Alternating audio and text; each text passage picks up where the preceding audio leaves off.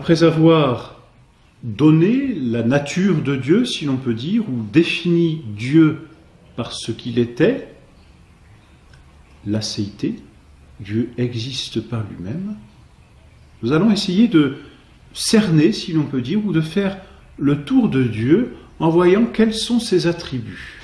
Comme, si l'on peut dire, une description d'un diamant que l'on tiendrait et que l'on regarderait par toutes ses facettes. Simplement, Dieu nous dépasse tant qu'il nous est difficile de dire ce qu'est Dieu. Alors, il y a deux façons pour nous de dire Dieu, ou de donner à Dieu des attributs. La première façon, c'est de retrancher de Dieu toute imperfection. Dieu est la perfection même. Dieu est l'être premier. Dieu est l'être par qui tout existe. Donc il contient toute perfection. Et comme il nous est difficile de bien le cerner, la première chose que nous faisons, c'est que nous enlevons de lui toute imperfection. Ce sont ce que l'on appelle les attributs négatifs, par lesquels nous disons quelque chose de Dieu pour dire finalement qu'il n'a pas telle imperfection. Et puis la deuxième démarche que nous faisons, c'est nous disons de Dieu les perfections que nous constatons autour de nous, mais nous les disons de Dieu à la perfection. Donc nous disons que Dieu a les perfections que nous voyons autour de nous à la perfection. Ce sont les attributs positifs. Alors parmi les attributs négatifs, nous commençons par dire que Dieu n'est pas composé. Nous retirons de Dieu cette imperfection d'être composé. Nous l'avons dit la dernière fois, il n'a pas de corps. Dieu n'est pas composé comme nous sommes nous composés. Dieu ne peut pas se décomposer. Alors nous disons, Dieu est simple. Il n'y a pas en Dieu de parties. Il n'y a pas en Dieu d'éléments susceptibles de se séparer, comme dans les corps matériels. Dieu est simple parce qu'il est pur esprit. Mais même Dieu est si simple que finalement toutes les facettes que nous allons essayer de décrire de Dieu sont finalement toutes Dieu et toute la même chose en Dieu. C'est nous qui décomposons pour essayer de mieux cerner, de mieux comprendre. Mais en Dieu, cette décomposition n'existe pas. Tout est identique en Dieu. Dieu est absolument parfait, Dieu est infiniment parfait. Dieu est donc absolument simple. Aucune composition n'entre en Dieu. Même dans toute créature, voyez, il y a cette composition ultime et nécessaire entre exister ou existence et essence. Entre la nature de ce que je suis et le fait que cette nature existe. L'existence est l'essence. J'ai une nature et cette nature existe. Il y a en moi une composition donc d'essence et d'existence. En Dieu, il n'y a pas cette composition. Car pour Dieu, toute sa raison d'être ou toute sa nature d'être se confond totalement avec son existence. Il a, si l'on peut dire, pour essence ou pour nature, d'exister. Et donc il n'y a même pas cette composition en Dieu d'essence et d'existence. Mystère insondable, effectivement, et qui nous dépasse infiniment. Mais cela nous étonne-t-il? Bien non. Dieu est au-dessus de l'univers. Alors s'il est au-dessus de l'univers, il est normal qu'il nous dépasse. Si nous voulions faire de Dieu une créature ou un quelque chose que nous comprendrions totalement, ce ne serait plus Dieu, car nous en serions le maître totalement. Et si nous en étions le maître, il ne serait plus Dieu. Alors il n'y a pas à s'étonner de ce que Dieu nous dépasse et soit pour nous incompréhensible. Et ceux qui voudraient comprendre totalement Dieu, finalement, un, ne comprennent pas ce qu'est Dieu, mais deux, se font par rapport à cette chose qu'ils prennent pour Dieu, un Dieu. Parce qu'ils se mettent au-dessus de cette chose. Or, nous l'avons dit, c'est impossible. Il y a une cause à notre existence et qui nous dépasse, c'est Dieu. Dieu est simple. Deuxième attribut de Dieu, c'est celui que l'on appelle l'immutabilité. Dieu n'a pas de mouvement. Dieu n'a pas de changement. Pourquoi? Parce que tout changement est l'acquisition d'une nouvelle perfection. Si Dieu changeait, cela voudrait dire que Dieu acquerrait une nouvelle perfection. Et donc se perfectionnerait. Autrement dit, il ne serait pas Dieu. Ou il ne serait pas encore Dieu. Alors, s'il devait se perfectionner, comment aurait-il pu créer? Puisqu'il n'a pas encore toute perfection, il ne peut pas les transmettre, il ne peut pas les donner. Donc Dieu est immuable. C'est-à-dire qu'il n'y a aucun changement. Ego Deus, dit Dieu dans l'Écriture, et non mutor.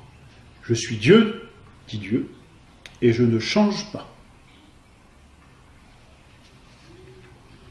On écarte ainsi de Dieu tout changement. Troisième attribut négatif que l'on donne à Dieu, c'est l'éternité. Dieu est éternel. Pour nous, nous disons, c'est peut-être la meilleure façon de comprendre l'éternité, il n'a eu ni commencement et il n'aura ni fin. Mais lorsque nous disons cela, nous avons du mal à nous le représenter. Mais c'est une façon justement négative de dire ni commencement ni fin. Il faudrait dire même de façon encore plus exacte, il n'y a aucune succession en Dieu. Et c'est simple à comprendre. Qu'est-ce qui fait que les choses se succèdent aux autres? C'est qu'il y a du mouvement. Il y a du temps là où il y a du mouvement. Et l'on sait bien, par exemple, lorsque nous nous reposons, nous avons l'impression que le temps s'arrête lui-même. Et nous pouvons comme percevoir par là la fragilité et la relativité du temps par rapport au mouvement. Mais nous le savons, ce qui mesure le temps, c'est le mouvement des planètes, c'est le mouvement de la Terre autour du Soleil, c'est aussi le mouvement de la Lune autour de la Terre. À l'origine même du temps, qu'y a-t-il? Du mouvement. Il y a mouvement, donc il y a succession, donc il y a temps. Or en Dieu, il n'y a pas de mouvement. Nous avons écarté le mouvement, parce que Dieu est parfait. Si donc en Dieu il n'y a pas de mouvement, Dieu se possède parfaitement lui-même, et c'est ce que l'on appelle l'éternité. Il est en totale et parfaite possession de lui-même, sans ombre de changement. Il est donc dans un présent immuable, un présent à quoi rien ne peut succéder, puisqu'il a tout et il est tout.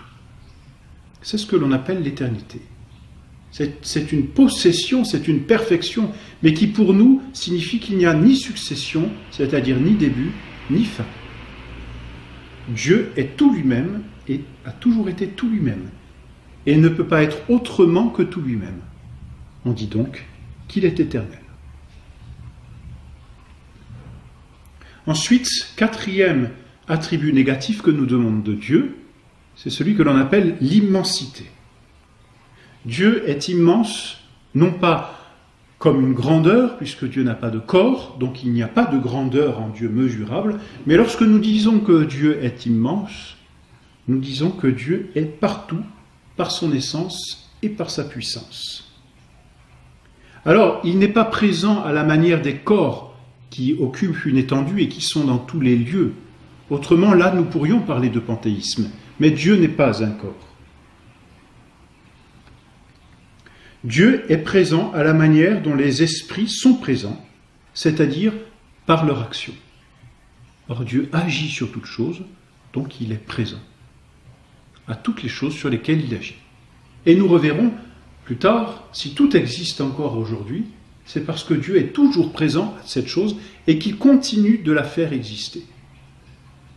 Chaque fois qu'un être existe, Dieu y est présent par son action, par son essence aussi et par sa puissance. C'est un mystère, là encore, qui nous dépasse. Dieu est plus présent à moi-même, dit saint Augustin, que je ne le suis à moi-même. Notre Seigneur parle bien de Dieu en disant qu'il est celui qui sonde les reins et les cœurs, c'est-à-dire qui connaît encore mieux tout l'intime de ce que nous sommes, mieux que nous ne nous connaissons nous-mêmes, parce qu'il est totalement présent à nous-mêmes. Mais il n'est pas nous-mêmes, de la même façon que nous ne sommes pas Dieu. Nous changeons, nous sommes dans le temps, nous avons du mouvement, nous sommes composés, nous ne sommes pas Dieu. Mais Dieu est pourtant présent à nous pour nous faire exister. Présence d'immensité. Et ensuite, parmi les attributs, cette fois positifs, que nous pouvons donner de Dieu, eh bien, retenons-en deux, simplement. Dieu est l'intelligence suprême et Dieu est la volonté suprême. Dieu est intelligence. L'être se connaissant par lui-même. C'est ce que disait Aristote lui-même de Dieu. L'être se connaissant lui-même, et finalement, dans toute la connaissance, suffit à faire le bonheur entier. Dieu se connaît. Et Dieu est une intelligence telle qu'il contient toute vérité, et finalement, nous pouvons dire que toutes les vérités qui existent sur cette terre et ici-bas sont en dépendance d'une première vérité. De la même façon que nous l'avons dit, toutes les existences ici-bas sont dépendantes d'une existence parfaite. De la même façon, toutes les intelligences et toutes les vérités sont dépendantes d'une vérité unique, suprême, que l'on appelle Dieu. Voilà pourquoi notre Seigneur dit, lui qui est Dieu, « Je suis la vérité ». En disant « je suis la vérité », il dit « je suis l'intelligence suprême ». Et pour Dieu, il faut comprendre que l'intelligence et la vérité, c'est la même chose. Pour nous, c'est compliqué. Nous avons une intelligence qui va acquérir une vérité. Alors on distingue trois choses. On distingue une vérité extérieure à nous-mêmes, on distingue notre intelligence en nous-mêmes, ce que l'on appelle une puissance ou une capacité, et on distingue enfin l'acte par lequel je vais acquérir cette vérité. Je connais une chose, et donc j'acquiers la vérité. Donc il y a en moi trois choses, l'intelligence, ma puissance, la vérité qui est en face de moi et que je veux connaître, et l'acte par lequel je possède cette vérité. En Dieu, il n'y a qu'une chose, c'est l'intelligence. Et cette intelligence est à elle-même son intellection et sa vérité. Il n'y a pas cette distinction d'une puissance, d'une vérité et d'un acte par lequel cette vérité est connue. Dieu se possède tellement, parce qu'il est à lui-même sa propre existence, Dieu se possède tellement que pour lui connaître et se connaître, c'est exactement la même chose. Il ne peut même pas se connaître, il se connaît de fait, et ne peut pas faire autrement que de se connaître. Et en se connaissant, il connaît toute chose, puisque toute vérité n'est vérité que par rapport à lui. Donc toute vérité est contenue en lui. Il est l'intelligence suprême. Un peu, si vous voulez, comme un principe mathématique pourrait déjà contenir plusieurs conclusions en lui-même.